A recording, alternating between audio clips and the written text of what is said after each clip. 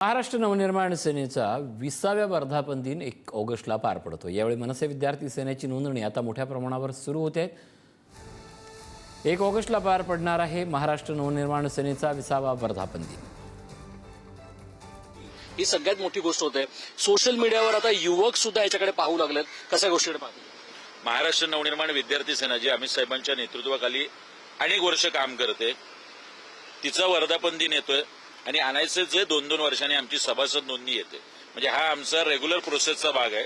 ती सभासद नोंदणी सुद्धा आणायचे 1 ऑगस्ट पासून आमची सुरू होते। अजून त्याचा बारकोड आम्ही जाहीर केलेला नाही, अजून त्या सभासद नोंदणीची कुठलीही वेबसाईट जाहीर केलेली नाही।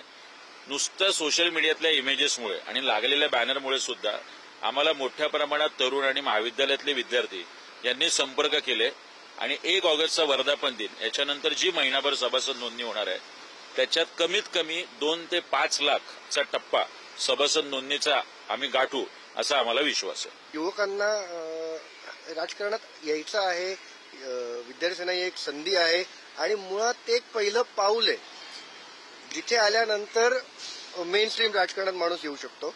त्यामुळे डेफिनेटली युवकांचा साथ हा असणार आहे। मुलं खूप एक्साइटेड आहेत। अमित साहेबांनी ज्या प्रकारे हे आंदोलनात मुलांना पाठिंबा दिलाय त्याबद्दल मुलं खूप एक्साइटेड आहेत। अमित साहेबांचं फॉलोईंग खूप वाढलंय त्याच्यामुळे।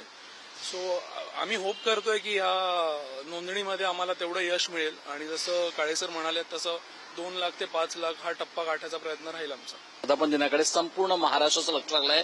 सदस्य नोंदणी आता मोठ्या प्रमाणात करण्यात जाणार आहे। सुभाष श्रेयस सावंत, पुढारी न्यूज, मुंबई।